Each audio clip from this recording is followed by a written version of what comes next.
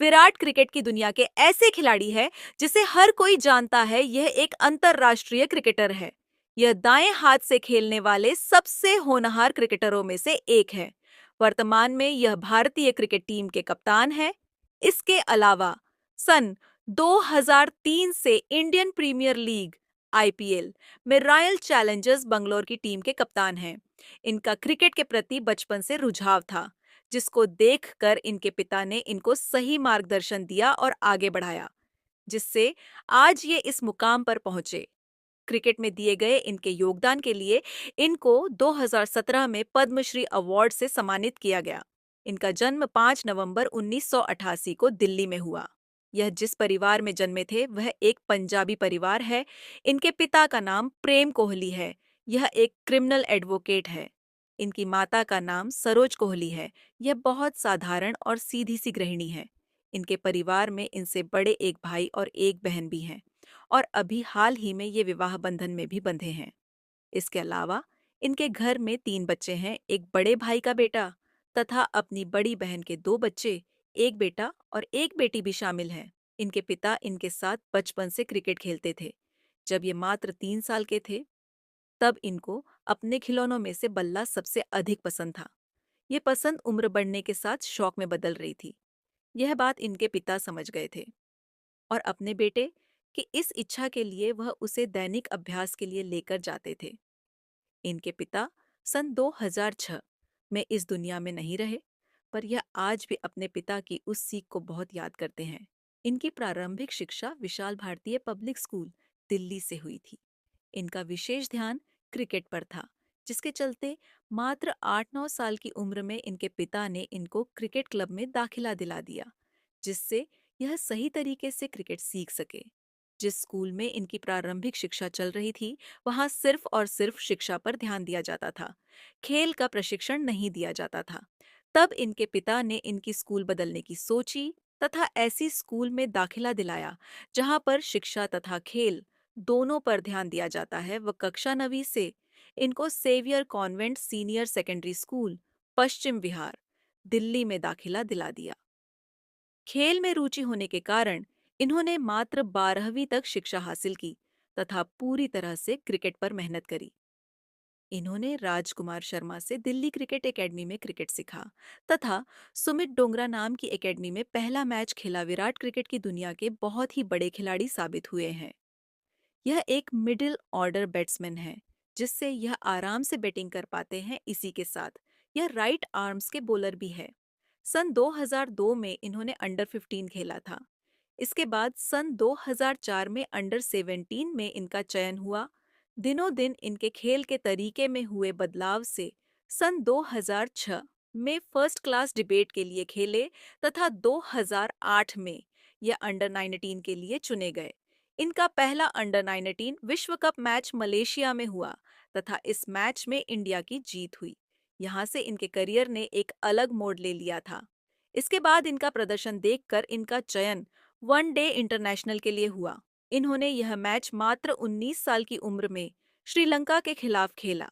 यह उनके लिए बड़ी गर्व की बात थी कि इतनी जल्दी उनके एक के बाद मैच में सिलेक्शन होते गए तथा सन 2011 में वर्ल्ड कप खेलने का मौका मिला तथा उसमें भी इंडिया की जीत हुई। इसी के साथ सन 2011 में इन्होंने टेस्ट मैच खेलना शुरू किए और टेस्ट मैच में अपना बेहतरीन प्रदर्शन दिया। सन 2013 में इन्होंने ओडीआई में शतक बनाकर खुद को साबित कर दिखाया। इनके बाद टी20 मैच खेलकर उसमें भी लगातार सफल हुए तथा सन 2014 तथा 16 में 2 बार मैन ऑफ द मैच का खिताब जीता। इसी के साथ इन्होंने वर्ष 14 से 17 तक लगातार एक समान खेलकर भारत की जीत दर्ज कराई। इतने उम्दा प्रदर्शन के बाद इनकी गिनती सबसे अच्छे बल्लेबाजों में होने लगी।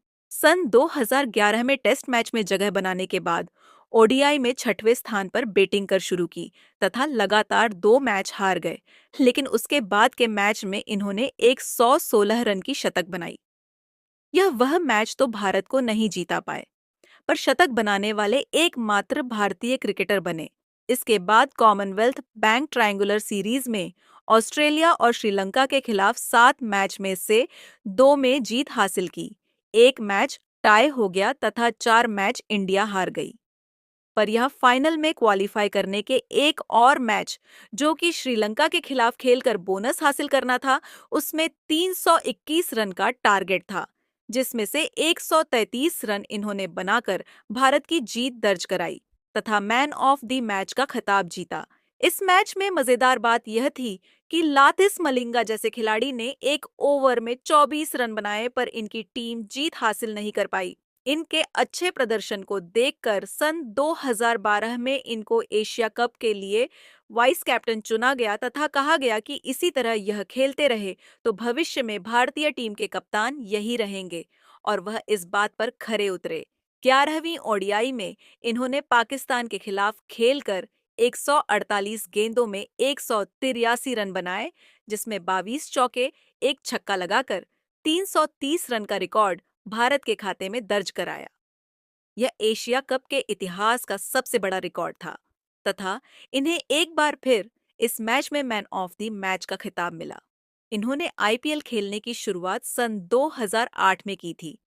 तब इनको रॉयल चैलेंजर्स बैंगलोर आरसीबी की टीम के लिए 20 लाख रुपए में खरीदा गया था। इन्होंने तब 13 मैचों में 165 रन बनाए थे तथा मात्र 15 का एवरेज था। सन 2009 में इन्होंने इनकी टीम को फाइनल तक पहुंचाया। तब अनिल कुंबले ने इनके खेल की सराहना करी। यहां तक पहुंच जाने के बाद भी अभी तक इंडियन टीम में इनका नाम परमानेंट नहीं हुआ था। सन 2010-11 में भी इन्होंने बहुत मेहनत की, पर यह असफल रहे। इनकी पहचान अभी तक बनी नहीं थी।